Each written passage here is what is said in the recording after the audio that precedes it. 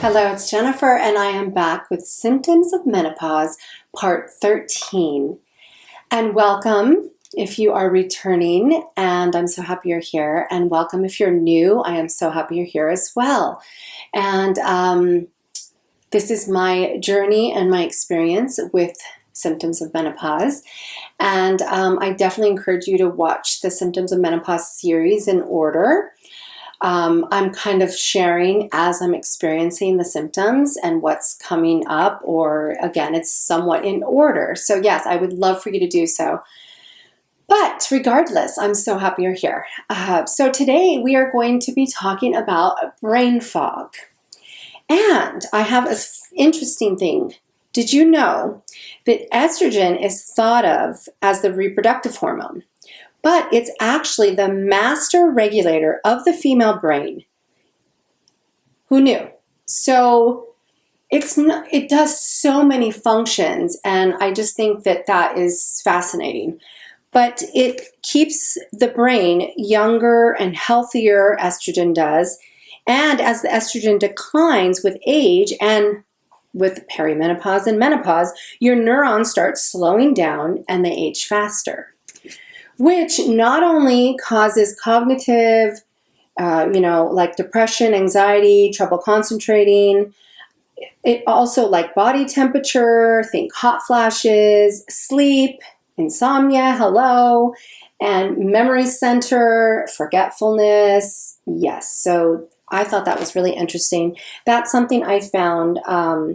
I'm quoting from Lisa Mosconi, which she's the director of the Alzheimer's Prevention Clinic at Cornell. And this was a fascinating article. I thought it was so interesting. My journey began,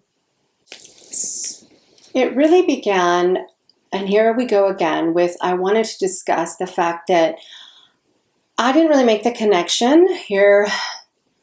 I have spoke about this in my videos before, and this is so interesting to me that we, as women going through perimenopause, menopause, we don't make those connections, and we just don't connect the dots of what's happening.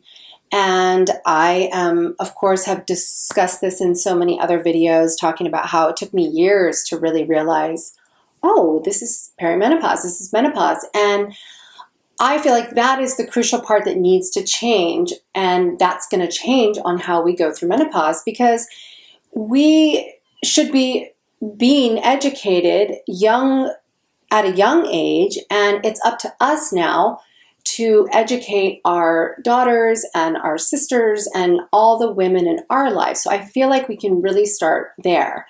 But again, that's something that is just comes to me so much, like, yeah, this would make so much more sense, and we'd go through menopause so much easier if we knew what to expect, were ready for it, and recognized and was aware right away. I think this would just alleviate so much stress and anxiety and just struggling, like that inner struggle with what is happening to me. Because it's scary and it can feel lonely, and I've expressed that so much before. So with the brain fog, I started to just be in midst of a conversation, and I couldn't think of the right word to say. And you guys maybe have noticed it. I've actually had some people point it out in my videos in the comment section, like, oh, the word you're looking for. I mean, literally, you are talking and you cannot find that word that you're looking for. It's like it's not in your archives. There is a word for it, but you cannot find that word. It's really strange, and it's scary, and it can be really embarrassing and uncomfortable, and you just are so upset that you don't know that word because you know that word. And then I'll find myself even using like maybe a word that's close to it, but it's not the right word. So this can be really embarrassing. So let me know if you can relate to this. Put it in the comment section below. I think that it can be upsetting. So that was my first, but I really didn't connect that, oh, this is, perimenopause. So once I started to read and research and educate myself, then I, of course, read enough of, knowing symptoms that this is something that can start happening with perimenopause. And even more so with menopause, because again, we know perimenopause, we still have that estrogen. Yes, it's fluctuating a little bit, but we still have got it. But it's, once we'll reach menopause and we're postmenopausal, then that estrogen is done.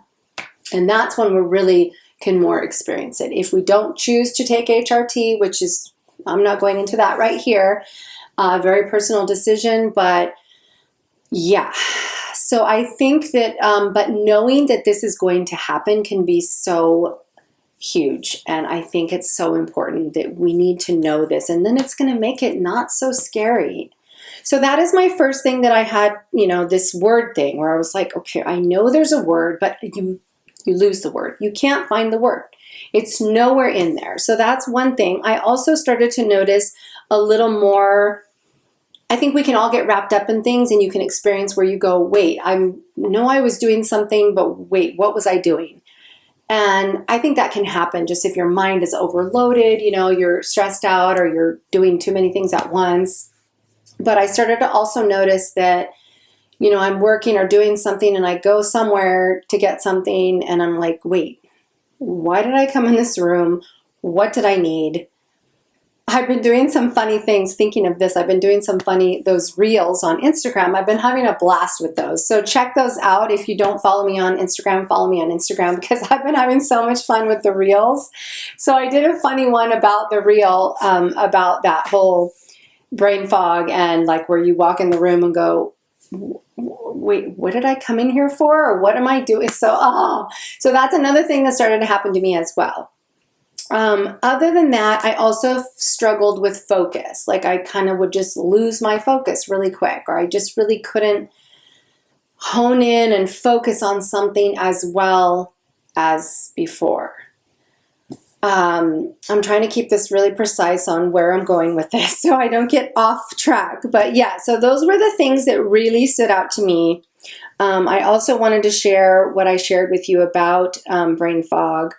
I also wanted to read this, and it's talking about how the decrease in both gray and white matter happens, and then an increases in deposits of the Alzheimer's associated protein amyloid beta, and a decrease in glucose, the main fuel source for your body's cells. Estrogen plays a role in all of them. So yeah, I just wanted to, again, read a little more of that. That's the same thing from that Lisa Mosconi. But that was a fascinating article, and I wanted to share that with all of you. So I want to tell you now what I'm doing. What I've noticed has been helping. As you know, in my previous video, my last video was, I'll put it up here, testosterone. And ladies, yay! I would like to introduce the fact that the testosterone is helping. I have noticed less of me losing words. I have noticed also less of me kind of wondering, forgetting what I'm doing. And then also I've noticed I'm just able to focus a little bit more. Yes, so I'm happy to say, and we don't really know. I can't really say like, oh yeah, this is definitely because I'm using testosterone. I think that, and again, I'm not a doctor, never claimed to be.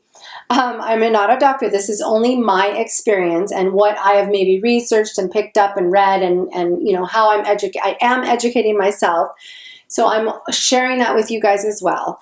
But I do think that a lot of times it's the balance, like if our hormones, that's what we are experiencing. All these symptoms of menopause are coming from the fluctuation and the crazy roller coaster that all of our hormones are doing. So I just feel like, okay, testosterone seems to be helping, but you kind of wonder, but that maybe seems more like it's probably just the help from regulating or evening out those hormones. So let me know what your thoughts are. I'd love to hear. That's kind of just my takeaway from it. I also want to share that I have found that if I lose a word, or I get flustered, or I'm having trouble focusing, if I just stop, close my eyes, and take a very large inhale and exhale, a deep breath, close my eyes. When I open, I tend to gain some clarity and I can kind of restart. So that has been really helpful with me.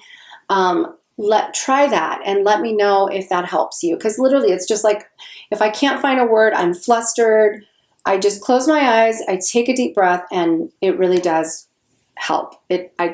You find some clarity. It's almost like you just start over. And that's been really helpful for me. So I wanted to share that with you.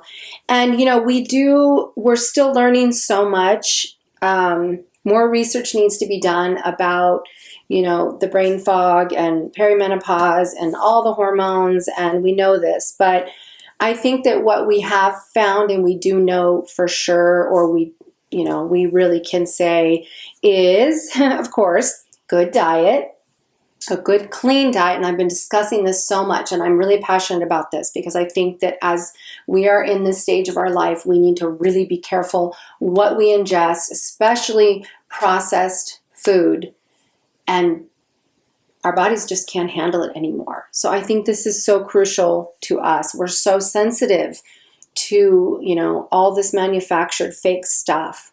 We know exercise, moving the body. Hopefully you will come and hang out with me often on my channel and move your body.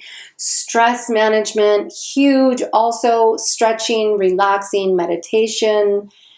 I have enough on my channel too. I hope you are taking advantage of those. We know that is a huge part to help us. And also laying off the booze and the cigarettes. I love the way that sounds just because someone said that in this article. So it's not my exact quotes, but laying off the booze and cigarettes. I think that is, we already know for so many other reasons that that's a good idea too. But I will share that the alcohol does not help. Even though we are craving that alcohol and it sounds so good, let me just have a drink. But I have noticed it's doing nothing. It's doing nothing for me. So let me know if it's helping you. But I am going to leave with that. I didn't want to take too much time in this video, but thank you so much for joining me. And please join in on the conversation. Put your comments in the comment section below. I want to hear what your experience is with brain fog. What has helped? What's not helped? What are you doing? Did you do anything? Was it that bad? Let me know. We all inquiring minds want to know. And I think it helps you as the individual to share. I think it's powerful that if we share with each other. And this is how we're going to get through menopause, together and sharing. So hope you found something from this. Please subscribe for more and follow. I love to feel like we're on this journey together. So all my love.